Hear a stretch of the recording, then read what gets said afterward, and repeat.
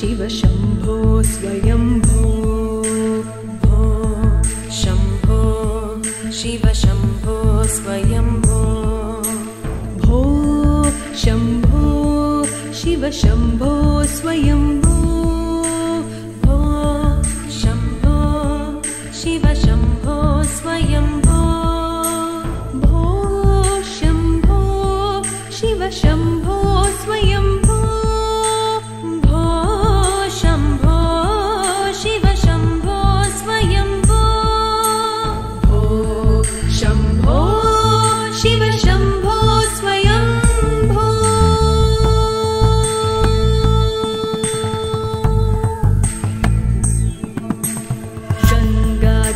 शंकर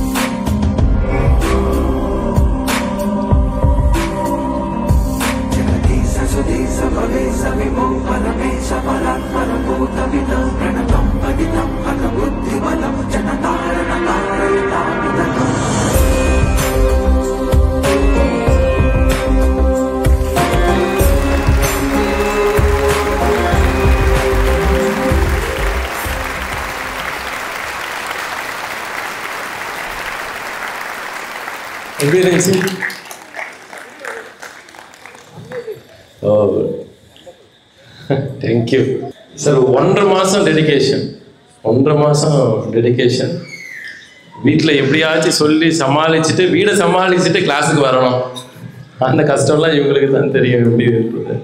நவநீத கிருஷ்ணனுடைய ஸ்பீச்சு. எல்லாருக்கும் ஆத்ம நமஸ்காரம். என்னுடைய பேர் நவநீத கிருஷ்ணன். யோகா எந்த அளவுக்கு முக்கியம் அப்படின்னா, உடல் இருந்தால் மட்டும்தான் நாம் எந்த ஒரு காரியத்தையும் திறன்பட செய்ய முடியும். நமக்கு அறிவு தெளிவாக இருக்கணும், பார்வை தெளிவாக இருக்கணும் அப்படின்னா முதல்ல வயிற்றில் மலம் இருக்கக்கூடாது. ஸோ இந்த யோகா என்ன பண்ணுது அப்படின்னு கேட்டிங்கன்னா, உங்கள் வயிற்றில் இருக்கிற கழிவுகள் எல்லாத்தையும் ப்ராப்பராக வெளியே கொண்டு போயிடும். இந்த யோகாவை நீங்கள் கற்றுக்கிட்டு மாஸ்டரே இல்லைனா கூட, நீங்கள் கிளாஸுக்கே வரலனா கூட வீட்டில் பண்ணணும். ஒவ்வொரு விஷயத்துக்கும் ஒவ்வொரு ஆக்ஷன் இருக்குது. கையை நீட்டி பண்ணால் என்ன, கையை மடக்கி பண்ணால் என்ன, விரலை மடக்குனா என்ன, முட்டி மடக்குனா என்ன, முட்டி மணிக்கட்டு மடக்குனா என்ன அப்படின்றது ஒவ்வொரு அசைவிலையும் ஒரு வர்ம பாயிண்ட் இருக்குது. இந்த வர்ம பாயிண்ட்டை நீங்கள் தொடாமலே இயல்பாகவே அதை ஆக்டிவேட் பண்ணணும் அப்படின்னா நீங்கள் யோகா பண்ணணும். இது யோகா மதம் சார்ந்தோ இல்லை ஒரு தனிப்பட்ட ஒரு இது சார்ந்தோ இல்லை, இது உடல் சார்ந்த ஒரு விஷயம். முக்கியமாக இன்றைக்கி பெரியவங்களுக்கு ரொம்ப ட்ரெஸ் இருக்குது. பணத்தினால மட்டும் இல்லை, குழந்தைங்களை வளர்க்குறதுலேருந்து குழந்தைங்களோட பாதுகாப்பை பொறுத்து உங்களுடைய பாதுகாப்பு, உங்களுடைய உடல் உபாரிகள், நிறைய பிரச்சனைகள் என்ன இருக்குது. அந்த பிரச்சனைகள் எல்லாமே உடம்பு ஒழுங்காக இருந்தால் தான் நீங்கள் அதை சரி பண்ணிக்க முடியும். இந்த ஆதி யோகா ஃபவுண்டேஷனை நீங்கள் பயன்படுத்திக்கிங்க. மாஸ்டரை பற்றி நம்ம சொல்லணும் இல்லை, ரொம்ப எவ்வளோ ஸ்ட்ரிக்டோ அவ்வளோ அன்பாகவும் இருப்பார், தெளிவாகவும் இருப்பார். இவரை நீங்கள் பயன்படுத்திக்கணும்னு இந்த நாளில் நாங்கள் கேட்டுக்கிறோம். வாய்ப்பு கொடுத்தவங்க எல்லாருக்கும் ரொம்ப சந்தோஷம். நன்றி. ஆத்ம நமஸ்காரம். இப்போது உடம்பு சார்ந்து பண்ணுறது யோகாவா, இல்லைன்னா மூச்சை சார்ந்து பண்ணுறது யோகாவா? யோகான்றது இப்போ நான் என் உடம்பை காப்பாற்றிக்கிறதா, இல்லை உயிரை காப்பாற்றுறதா, இல்லைன்னா கடவுளை உணர்றதா அப்படின்றது ஒரு நிறைய டவுட் இருக்குது. கொஞ்சம் அதை பற்றி. உடல் உள்ளதான் எல்லாமே இருக்குது. ஸோ உடலை நீங்கள் பர்ஃபெக்டாக வச்சிங்கன்னா அடுத்தது உயிர்னா என்னன்றதை உங்களால் உணர முடியும். உயிரை நீங்கள் உணர்ந்தால் தான் அடுத்தது கடவுளுன்ற ஒரு ஸ்டேஜுக்கே போக முடியும். இந்த உடல் சார்ந்த பயத்தை நீங்கள் கடந்துட்டிங்கன்னா உயிரை உங்களால் உணர முடியும். உயிர் அந்த உடல்லேருந்து பிரித்து உங்களுக்கு காட்டும் போது, அதை பிரித்து காட்டுற நிலைமையை நாம் உணரும் போது தான் இறைனா என்னன்னு தெரிய வரும். இறைனா சும்மா பேசிடலாம், இப்படி இருக்கும் அப்படி இருக்கும், நமக்குள்ளேயே இருக்குது, அது ஒரு உணர்வாக இருக்குது அப்படின்னு. அதெல்லாம் கடந்த ஒரு நிலை. அது அந்த நிலைக்கு உணர்றதுக்கு தான் இந்த உடலையே கொடுத்துருக்காங்க. இந்த உடல் நமக்கு ஒரு ஆயுதமாக இருக்குது. இந்த ஆயுதத்தை நீங்கள் எப்படி பயன்படுத்தணுன்றதை கற்றுக்கிட்டிங்கன்னா உயிரை பிடிச்சிடலாம். உயிருக்கு அழிவில்லாதது. உயிரை நீங்கள் உணர ஆரம்பிச்சிட்டிங்க அப்படின்னு சொன்னால் இறைனா என்னன்னு உங்களுக்கு தானாக புரிய ஆரம்பிச்சிடும். அது யாரும் எக்ஸ்பிளைன் பண்ண வேண்டியதில்லை. உடம்புல பஞ்சபூதம் இருக்குன்னா அது எப்படி, எந்த மாதிரி இருக்கும்? நம்ம உடம்புல பஞ்சபூதம் அப்படின்றது நீர், நெருப்பு, ஆகாயம், அப்பு, தேய்வுன்னு நம்ம சொல்கிறோம். இந்த பாடிக்குள்ளே ஒரு செயல்பாடு இருக்குது. அந்த செயல்பாடு என்னவா இருக்குன்னா இயற்கையாக இருக்குது. நீங்கள் சாப்பிட்டாலும் சாப்பிடனாலும் அது தன்னைத்தானே ப்ரொடியூஸ் பண்ணிக்கக்கூடிய ஒரு பஞ்சபூத தத்துவமாக இருக்குது. அது என்ன அப்படின்னா உடம்புல இருக்கிற சூடு, அந்த சூடு வெளியே இருக்குது, ஆனால் உள்ளே வரும்போது அது எனர்ஜியாக மாறுது. இப்போ அப்பு, தேய்வு, வாயுன்றது அது ஆகாயமாக இருக்குது. ஆகாயம்ன்ற இப்போ நம்ம ஒரு கீழே ஒரு இடத்துல நிற்கிறோம், இடத்துக்கு மேலே ஒரு எனர்ஜி இருக்குது, கீழே ஒரு எனர்ஜி இருக்குது. இது கீழே இருக்கிற எனர்ஜி இழுத்து பிடிச்சிக்குது நம்மளை, மேலே இருக்கிற எனர்ஜி நம்மளை இழுத்து வலிக்குது. அது ரெண்டுத்துக்கும் நடுவில் நம்ம பேலன்ஸ் பண்ணி நிற்கிறோம். அது நிற்கிறதுக்கு எது காரணமாக இருக்குதுன்னா நம்ம உடம்புக்குள்ளே இருக்கிற உஷ்ணம். அந்த உஷ்ணத்தோடு என்ன கலந்துருக்கு அப்படின்னா வாயு ரூபமாக இருக்கிற நம்மளுடைய ஜீவாத்மா கலந்துருக்கு. இந்த ஜீவாத்மா கண்ட்ரோலடாக இருக்குது. இந்த உடம்பே நம்ம இன்னும் சரியாக உணர முடியல. இந்த உடம்பே நாம் இன்னும் ப்ராப்பராக நம்மளால் என்ன இந்த உடம்புக்குள்ளே என்ன இருக்குது, என்ன மாதிரி எனர்ஜி இருக்குது அப்படின்னு யாரும் முயற்சி பண்ணலை. அப்போ முயற்சி பண்ணுறவங்களாம் மிராக்கலாக பார்க்குறாங்க. என்னென்னா வெறும் பஞ்சபூத தத்துவம் மட்டும் இல்லை, அதுக்கு மேலே இன்னும் நிறைய விஷயம்லாம் இருக்குது. பட் இதே கடந்து யாரும் வரலையன்றதுனால இதுக்கு மேலே தாண்டி யாரும் சொல்கிறதுக்கு முன் வரல. ஆத்மாக்கும் உயிருக்கும் என்ன டிஃப்ரென்ஸ்? உயிர்னா நாம் பிரித்து சொல்கிறோம். ஆன்மான்றது பிரிவில்லாதது, ஏகம். ஏகம்னா எல்லா இடத்துலையும் இருக்குது. நம்ம அதுக்கு தனியாக சொல்ல முடியாது. இப்போது இது ஒரு உயிர், அது ஒரு உயிர், இது ஒரு உயிர் நம்ம பிரித்து சொல்லும்போது அது உயிராக இருக்குது. ஆன்மாங்கிறது ஏகமாக எல்லா இடத்துலையும் இருக்கும். மண்ணுக்குள்ளே இருக்கும், பிளாஸ்டிக்கில் இருக்கும், எல்லா இடத்துலையும் இருக்கும். அது ஏன் ஆன்மா அப்படின்னு சொல்கிறோன்னா, அது மிகவும் ரொம்ப நுட்பமானது, ரொம்ப கண்ணுக்கு தெரியாத ஒரு பார்ட்டிக்கல். அது எல்லா எல்லாத்துக்குள்ளேயும் எனர்ஜியாக இருக்கும். தூசுக்கும் அது எனர்ஜி கொடுக்கும், கண்ணுக்கே தெரியாத ஒரு விஷயத்துக்கும் எனர்ஜி கொடுக்கும். அதனால் அது ஆன்மான்னு சொல்லிடுறோம், பொதுவாக சொல்லிடுறோம். நீங்கள் ஒரு விஷயம் சொல்லியிருந்தீங்க, கோல்டுக்கு ஏன் அவ்வளோ முக்கியத்துவம் கொடுக்குறாங்கன்னு. கோல்டு வந்து கம்மியாக கிடைக்கிது, ஸோ அதனால் அதுக்கு வேல்யூ ஜாஸ்தியாக கொடுக்குறோம். இப்போ டைமண்ட்ஸு கம்மியாக கிடைக்கிது, வேல்யூ ஜாஸ்தியாக கொடுக்குறோம். அயன் வந்து நிறைய கிடைக்கிது, ஸோ எல்லா இடத்துலையும் கிடைக்கிறதுனால அயனுக்கு எவ்வளோ கிடைக்குதோ அவ்வளோ வேல்யூ கொடுக்குறோம். இப்போ ஜீவாத்மா பரமாத்மா என்ன டிஃபரன்ஸு? ரெண்டு ஆன்மாவுமே ஒன்று தானா? அப்புறம் வந்து இந்த ஜீவாத்மா பரமாத்மாவை வந்து சேர்த்து பார்த்தான அத்வைத்தம் அப்படின்றாங்க, பிரித்து பார்த்த அத்வைத்தம் அப்படின்றாங்க. அது என்ன டிஃபரன்ஸ்? அது துவைதம் அத்வைதம் சொல்லிட்டு இருக்கு. துவைதம் அப்படின்னா இருவினை, அத்வைதம்னா எல்லாத்துக்குள்ளேயும் ஒன்றா இருக்குது அப்படின்றது. இப்போது பரமாத்மா அப்படின்றது தான் அத்வைதம், அது எல்லாருக்குள்ளேயும் இருக்குது. ஆனால் நாம் அதை ஒத்துக்கவே மாட்டோம். எப்படி ஒத்துக்க மாட்டோம்னா, ஒருத்தர் சொல்லாமல் நமக்கு ஒரு விஷயம் தெரியாது, நம்ம ஒரு விஷயத்தை பார்க்காம நம்மளால் உணர முடியாது அப்படின்றதுனால நம்ம துவைதமாக இருக்கிறோம். துவைதமாக இருக்கிறதுனால நமக்கு அத்வைதம் புரிய மாட்டேங்குது. அத்வைதம் எப்போ புரிய வரும் அப்படின்னா, பரமாத்மாவை உணர்ந்தால் மட்டும்தான் புரியும். அது ஏன் பரமாத்மா அப்படின்னு நம்ம அதை சொல்கிறோம் அப்படின்னா, அது பார்ட்டிக்கெல்லாம் இல்லாமல் இருக்குது, எனர்ஜியாக இருக்குது, டோட்டல் எனர்ஜியாக இருக்குது. அந்த டோட்டல் எனர்ஜிலேருந்து உடஞ்சி வரும்போது தான் நம்ம துவைதமாக மாறுறோம். அந்த துவைதமாக மாறும்போது நமக்கு பரமாத்மா அப்படின்ற ஒரு பொருளும் ஜீவாத்மா அப்படின்ற ஒரு பொருளும் வந்துடுது. இப்போ நாம் எங்கேருந்து வந்தோம் அப்படின்னா, பரமாத்மாலேருந்து வந்திருக்கிறோம். பரமாத்மாலேருந்து இந்த உடலுக்குள்ளே வந்ததுனால ஜீவாத்மாவாயிட்டோம். நாமளே தான் ஜீவாத்மா, நாமளே தான் பரமாத்மா. நாம் எங்கே இருக்கிறோமோ அங்கே இருக்கிறது தன்மைக்கு ஏற்ற மாதிரி அது அத்வைதம் துவைதம் சொல்கிறோம், பரமாத்மா ஜீவாத்மான்னு சொல்கிறோம். ஸோ நீங்கள் பரமாத்மாவை உணர்ந்துட்டீங்க அப்படின்னா இது ஜீவாத்மாவுடைய தன்மை என்ன அப்படின்னு தெரிய வரும். அதனால் இது இருநிலையாக இருக்கிறதுனால தான் நமக்கு இந்த கேள்வியே வருது.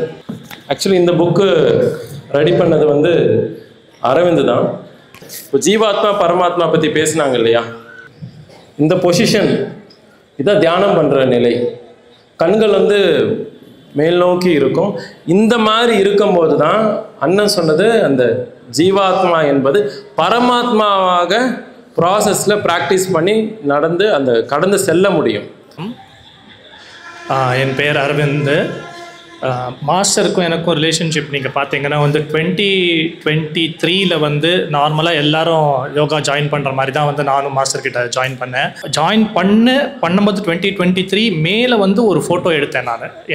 நான் என்ன செல்ஃபியே எடுத்திருந்தேன். ஒரு 3 monthஸில் வந்து ஒரு ஃபோட்டோ, இன்னொரு ஃபோட்டோ எடுத்ததுக்கப்புறம் நான் வந்து கம்பேர் பண்ணி பார்க்கும்போது வந்து ஹியூஜ் டிஃபரன்ஸ் இருந்துச்சு. ஸோ 3 months யோகா பண்ணும்போது இவ்வளோ டிஃபரன்ஸ் இருக்குது அப்படின்றது வந்து மாஸ்டர்கிட்ட கேட்டேன். நான் என்ன மாஸ்டர் இப்படி எவ்வளோ டிஃபரன்ஸ் இருக்குது அப்படின்றது ஃபஸ்ட்டு எனக்கு புரியல. நான் அது எக்ஸசைஸாக தான் முதல்ல நினச்சேன் நான். ஸோ எக்ஸசைஸாக நினச்சி அதை ஸ்டார்ட் பண்ணும்போது ஒரு 3 monthsலேயே இவ்வளோ டிஃபரன்ஸ் தெரிய ஆரம்பிச்சிச்சு. சரி, இதை கொஞ்சம் சீரியஸாக பண்ணலாம். ஃபஸ்ட்டு இனிஷியலாக கொஞ்சம் நார்மலாக எக்ஸசைஸ் மாதிரி தான் வந்து பண்ணிட்டு இருந்தோம். சரி, இதை கொஞ்சம் சீரியஸாக பண்ணலான்றது 1 yearல வந்து நல்ல ஒரு டிரான்ஸ்ஃபர்மேஷனு. மெயினாக பார்த்தீங்கன்னா வெயிட் ரிடக்ஷன் அரௌண்ட் 18 kgs வந்து எனக்கு வந்து குறைஞ்சிருச்சு பாடியில் ஃபுல்லாக. நெக்ஸ்ட் ஸ்டேஜ் மெடிடேஷன் லெவலும் வந்து எனக்கு வந்து சொல்லி கொடுத்து இந்த சித்த வித்தைன்ற ஒரு மிகப்பெரிய இது வந்து எனக்கு ஆல்மோஸ்ட் ஒரு வருஷம் ஆச்சு அதை சொல்லி கொடுக்கறதுக்கு. 1.5 வருஷம். ஒரு புக்கு கொடுத்துட்டாரு. ஃபஸ்ட்டு 2 chapter படித்ததுக்கப்புறம் மாஸ்டருக்கு கால் பண்ணிட்டேன் நான். மாஸ்டர் என்ன மாஸ்டர் புக்கு இது, பயங்கரமான புக்கு அப்படின்னு சொல்லிட்டு கால் பண்ணிட்டேன் நான். ஒரு 2 monthsலேயே வந்து சித்தவித்தை தீட்சை எனக்கு கொடுத்துட்டாரு. அதுக்கு வந்து கண்டிப்பாக வந்து ஒரு நமஸ்காரம் மாஸ்டர். அதுக்கு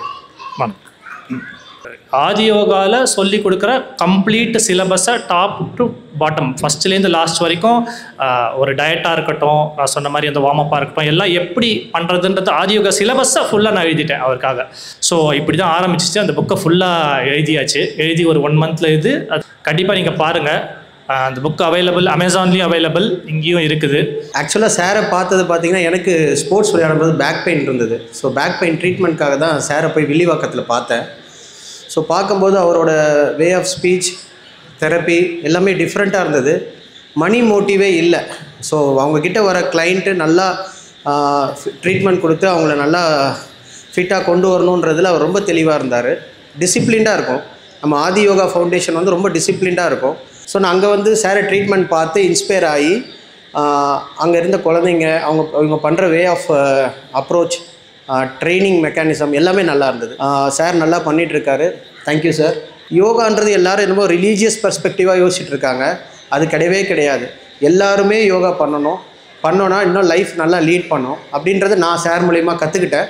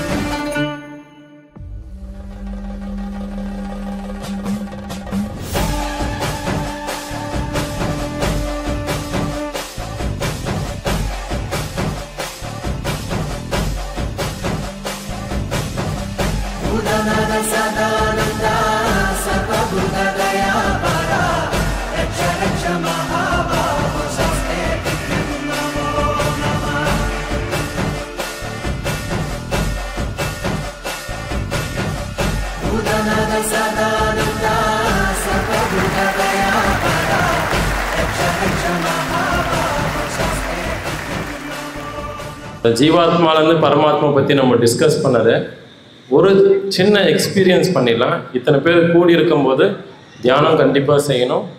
இறைவன் நம்ம கூட இருக்கணும்னா நம்ம ரொம்ப அடக்கத்தோடு இருக்கணும். ஒரு ஃபியூ மினிட்ஸ் மெடிடேட் ப்ராக்டிஸ் பண்ணலாம். எல்லாருமே பொறுமையாக மூச்சு உள்ளே இழுக்கணும். ஸ்லோலி பிரீத் இன்,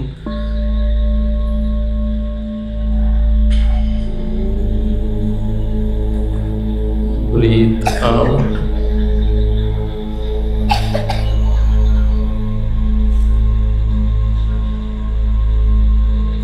பொறுமையாக மூச்சு உள்ளே இழுத்து வெளியே விடுங்க.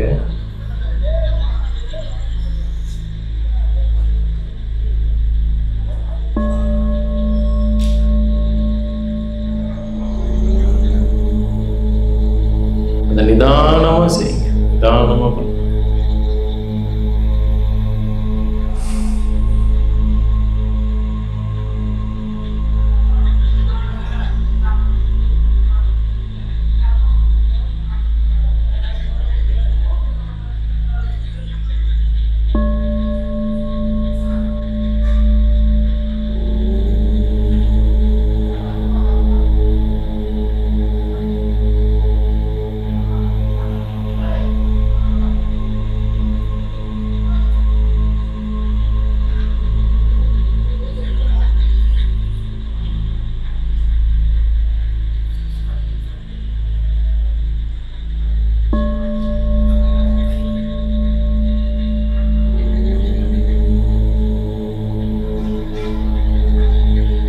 மேல் நோக்கி